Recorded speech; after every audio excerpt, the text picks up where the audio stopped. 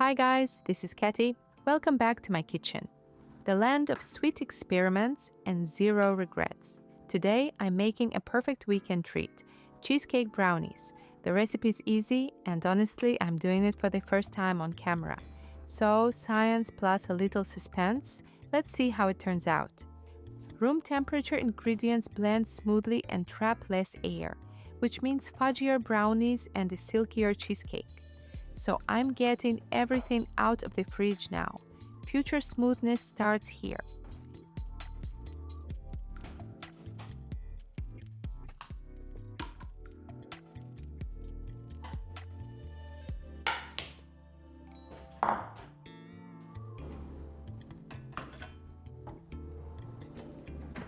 We're starting with the good stuff, chocolate. I'm using dark chocolate, 70% cocoa. That means more antioxidants and a deeper, richer flavor. Chop it fine. The smaller, the faster it melts. Then in with 230 grams of room temp butter. Soft butter melts faster and the fat helps carry flavor, so every bite tastes deeply chocolatey. I place the bowl over a pot of simmering water. Low and slow is the name of the game. Gentle heat saves texture. Slow melting keeps the chocolate shiny and smooth. No rush. Now for the sugars, I'm using both brown and white. Brown sugar adds moisture and a caramel hint. White sugar gives structure.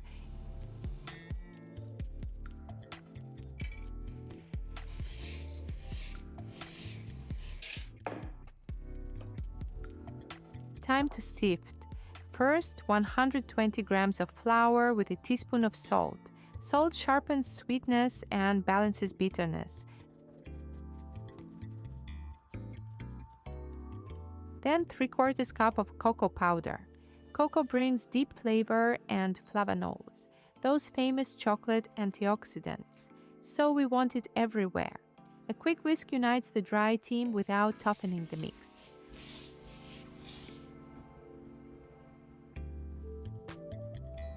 Warm chocolate butter meets the dry mix, and we fold to combine.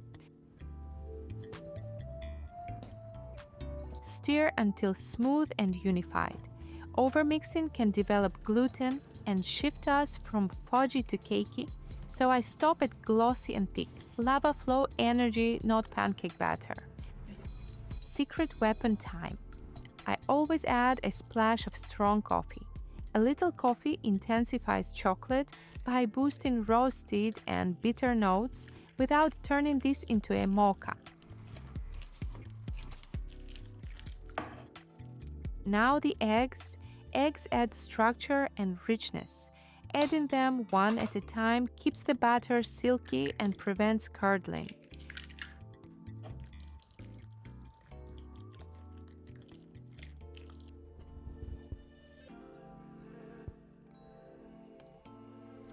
I'm adding 2 whole eggs plus 1 extra yolk.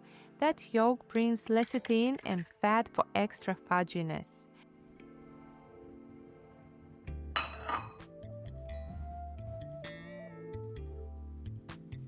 I keep the mixer low and scrape the bowl so everything is even. We want sheen, not air bubbles.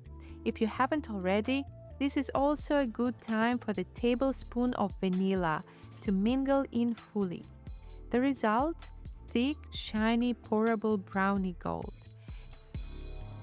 Before we forget, save a cup of that batter. Trust me, it'll come back for the grand finale. If you skip this step, there's no going back. Chocolate is like a diva. Once baked, it's not flexible.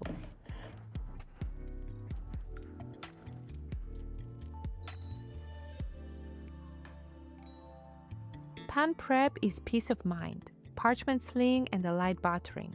I'm using a square pan because brownies love corners, but round or oval works too.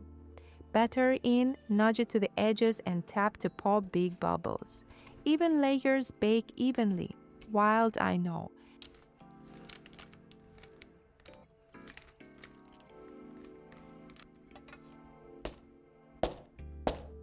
Smooth the top, then into a preheated 180-degree oven for 20 minutes.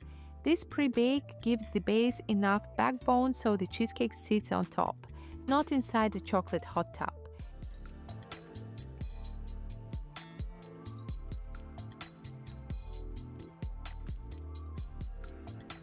Now let's work on the cheesecake swirl.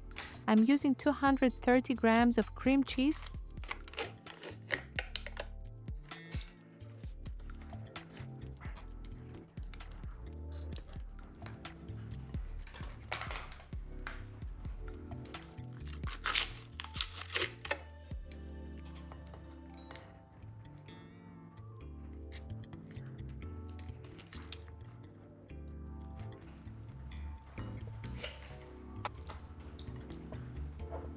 sugar,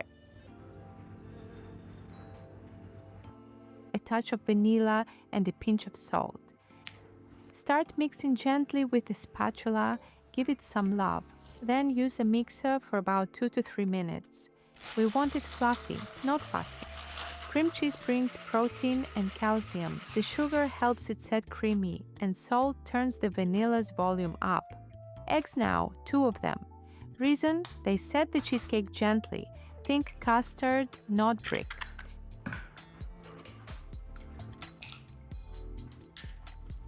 Mix just until combined and glossy. Overbeating adds air, which adds cracks. We love drama, just not on cheesecake.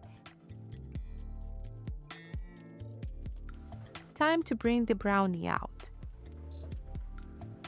The edges are set and the center still soft, and the kitchen smells like hot cocoa in a cabin.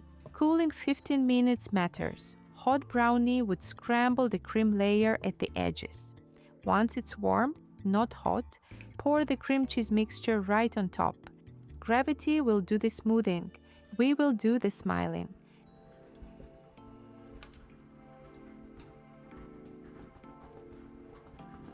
Now the fun part, decor. Spoon little blobs of that saved brownie batter across the top.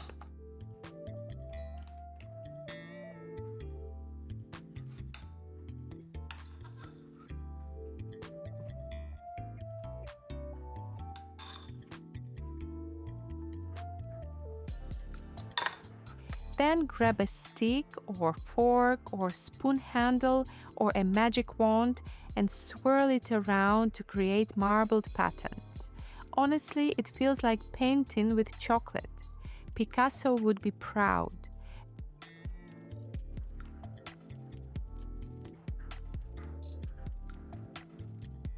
Back into the oven it goes, again at 180 degrees Celsius. This time for 20 to 25 minutes. And yes, it's absolutely worth the wait. Once it's out, rest for about 30 minutes. Cooling lets the protein set and the butter resolidify so slices come out clean. Patience here prevents cheesecake lava. Quality control check. Me and Pooch. He handles morale. I handle crumbs. Parchment lean for the win. Out it comes and it smells like chocolate heaven.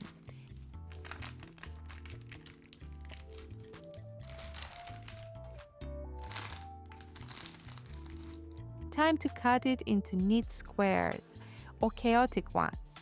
It's still dessert. I use a hot, dry knife and wipe between cuts. Clean edges, instant bakery vibes, super moist, soft, and silky.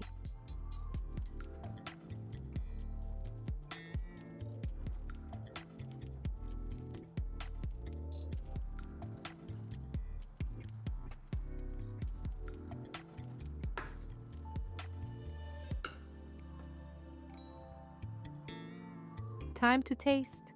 The coffee deepens the cocoa, the vanilla perfumes, and that cheesecake is velvet. Let me know in the comments if you're baking this one, and subscribe so you don't miss a new treat coming next week. Until then, stay sweet and curious.